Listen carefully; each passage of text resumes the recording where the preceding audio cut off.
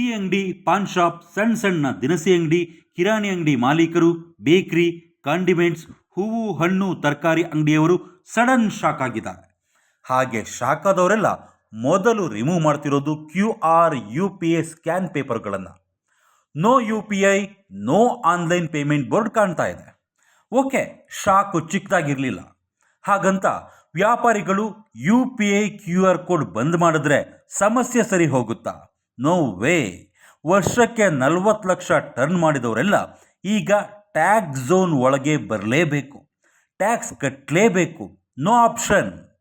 20 lakh business ಮಾಡೋರು GST register ಆಗಿರಬೇಕು. Tax ಕಟ್ಟೋ ಹಂಗಿಲ್ಲ, ಆದರೆ ರಿಟರ್ನ್ ಫೈಲ್ ಮಾಡಲೇಬೇಕು. ಹಾಗಾದರೆ ಟ್ಯಾಕ್ಸ್ ತಪ್ಪಿಸ್ಕೊಳ್ಳೋಕೆ ಏನು ಮಾಡಬೇಕು? ಈಗ 40-45 ಲಕ್ಷದಿಂದ 1.5 ಕೋಟಿ ಟರ್ನ್ ಓವರ್ ಮಾಡೋರಿಗೆ ನೋಟಿಸ್ ಬಂದಿದೆಯಲ್ಲ, ಅವರು 1% ಟ್ಯಾಕ್ಸ್ ಕಟ್ಟಲೇಬೇಕು.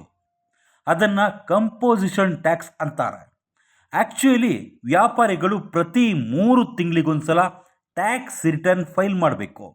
ಅದನ್ನು ತಪ್ಪಿಸ್ಕೊಳ್ಳೋಕೆ 1% ಕಂಪೋಸಿಷನ್ ಟ್ಯಾಕ್ಸ್ ಫಿಕ್ಸ್ ಮಾಡಿದ್ದಾರೆ. ಅಂದರೆ ನಿಮ್ಮ ಟರ್ನ್ ಓವರ್ 50 ಲಕ್ಷ ಇದ್ದರೆ ಆಗ ನೀವು 1% ಟ್ಯಾಕ್ಸ್ ಲೆಕ್ಕದ ಪ್ರಕಾರ 5,000 ಕಟ್ಟಬೇಕು. ಎಸ್ಕೇಪ್ ಆಗೋಕ್ಕೆ ಅವಕಾಶ ಇಲ್ಲ. ಇನ್ನೊಂದು ಲೆಕ್ಕ ಇದೆ, ಅದು ಬೇಕ್ರಿಯವ್ರಿಗೆ.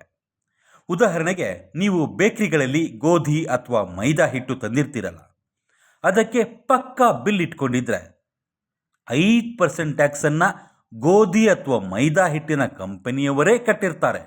ಮಿಕ್ಕಿದ್ದು ಕೂಡ ಅಷ್ಟೇ.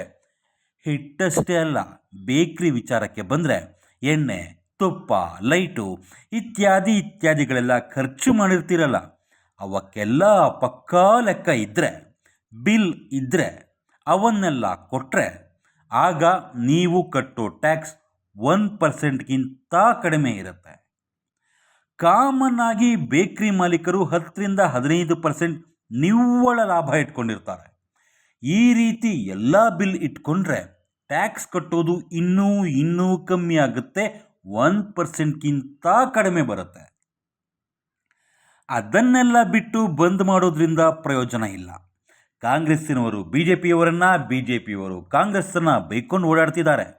ಆದರೆ GST ಕೌನ್ಸಿಲ್ ಅಂತ ಒಂದಿರುತ್ತೆ, ಅಲ್ಲಿ ಎಲ್ಲ ರಾಜ್ಯಗಳವರು ಇರ್ತಾರೆ. ಕರ್ನಾಟಕದಿಂದ ಕೃಷ್ಣ ಬೈರೇಗೌಡ ಇದ್ದಾರೆ.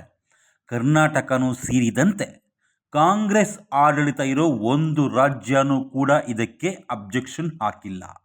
ಅಥವಾ BJP ರೂಲ್ಸ್ ಇರೋ ರಾಜ್ಯ ಆಗಲಿ, ಕಾಂಗ್ರೆಸ್ ಅಥವಾ BJP ಇಲ್ಲದೇ ಇರೋ ತಮಿಳುನಾಡು, ಪಶ್ಚಿಮ ಬಂಗಾಳದಂಥ ರಾಜ್ಯಗಳಾಗಲಿ, ಒಬ್ಬರೇ ಕೂಡ ಅಬ್ಜೆಕ್ಷನ್ ಹೇಳಿಲ್ಲ.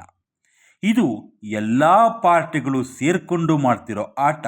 ಎಸ್ಕೇಪ್ ಆಗೋಕ್ಕಾಗಲ್ಲ. ಈಗ ನೀವು ಕಟ್ಟೋ 1% GST ಇದೆಯಲ್ಲ, ಅದರಲ್ಲೂ ಎಂದಿನಂತೆ ಅರ್ಧ ರಾಜ್ಯ ಸರ್ಕಾರಕ್ಕೆ ಹೋಗುತ್ತೆ, ಇನ್ನರ್ಧ ಕೇಂದ್ರ ಸರ್ಕಾರಕ್ಕೆ ಹೋಗುತ್ತೆ.